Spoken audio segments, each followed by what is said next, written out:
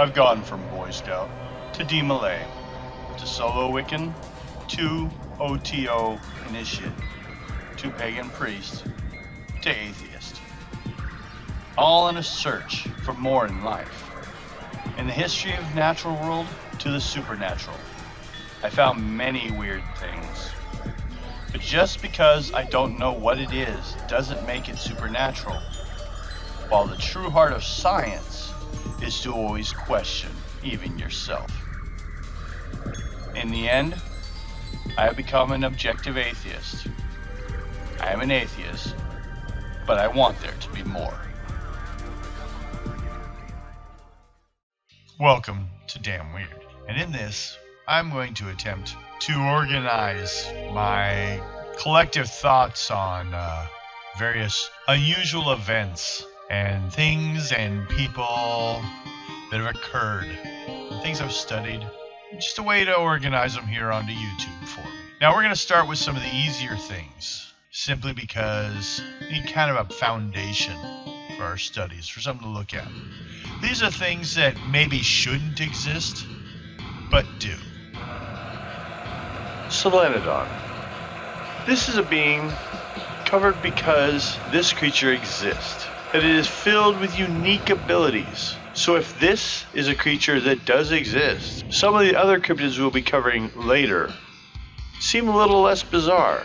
It was first discovered in 1861 by Wilhelm Peters. Only 32 had been caught. They were believed extinct till 1999, and later in 2003 when they were spotted. But this should not surprise anyone.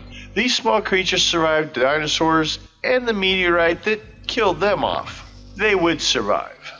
The Solenodon looks much like an oversized shrew. It weighs about 1.3 pounds. Head to body length is about 11 to 13 inches. It has brownish red fur on most of its body. With a paler underside, the tail, legs, snout, and ear tips are hairless. Forelegs are noticeably more developed than the hind legs, but all have strong claws useful for digging. The head is very big in relation to its body. With the long nose and tiny eyes and ears, the second lower incisors has a narrow groove. Solenodons derive from the Greek for grooved tooth, through which flows a venomous saliva secreted by a submaxillary gland, making the Solenodon one of only a handful of venomous mammals. That's right, basically a mouse with venom. To go on though, both sexes are similar. They may have 2 litters of 1 to 3 young per year. Usually only 2 of the offspring survive because the female only has 2 teats, which happen to be found near her buttocks.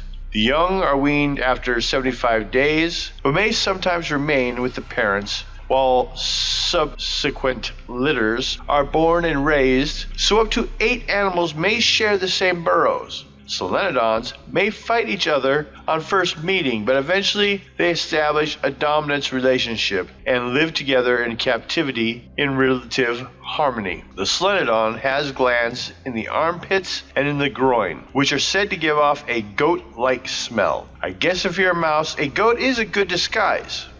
It really defends itself against one of its own kind and is apparently not immune to its own venom, since animals have been seen to die after fighting and sustaining minor wounds.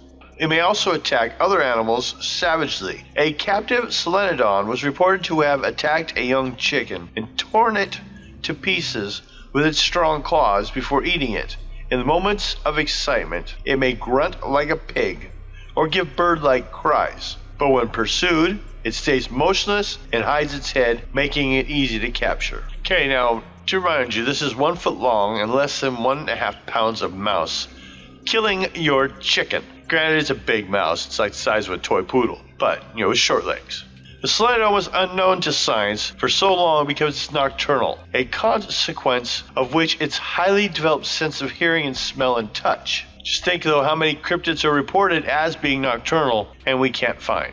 Also, they are not very numerous, so their influence on an ecosystem is practically nothing. During daylight hours, they stay in their burrows, trees, hollowed out logs, or caves, remaining hidden from view. When they do come out, They run on their toes with a stiff, ungainly waddle, following an erratic, almost zigzag course. Local people claim Solenodons never run in a straight line. When a Solenodon is alarmed and tries to move faster, it's very likely to trip. The Solenodons eat a wide variety of animals including arthropods, worms, snails, and small reptiles. They may also feed on roots, fruits, and foliage. Although one study found they refused all forms of vegetation. They probe the earth with their snouts and dig or rip open rotting logs with their claws. Solenodons in captivity have been seen to bathe often and to drink only while they're bathing. Now, in the matters of conservation, the Solenodon was identified as one of the top 10 focal species in 2007 by the EDGE Species Project, a collaborative conservation project funded by the Darwin Initiative. Was started in 2009 and is researching the species to conserve it. The species is fully protected by law. However, national parks in both Haiti and the Dominican Republic are threatened by deforestation and encroachment for farming and charcoal production. The U.S. Agency for International Development and the Nature Conservation are working with local, non-governmental organizations to improve protection and implementing management plans for these parks. A recovery plan for the isolated Haitian population, published in 1992, advocated comprehensive surveys, improved management of the Picmacaya National Park, educational campaigns, control of exotic mammals, and an excellent breeding program. 2 conservational research and educational programs funded by the Darwin Initiative have recently been established, focusing on Solenodons in both countries, building evidence and capacity to conserve Hispaniola's endemic land mammals,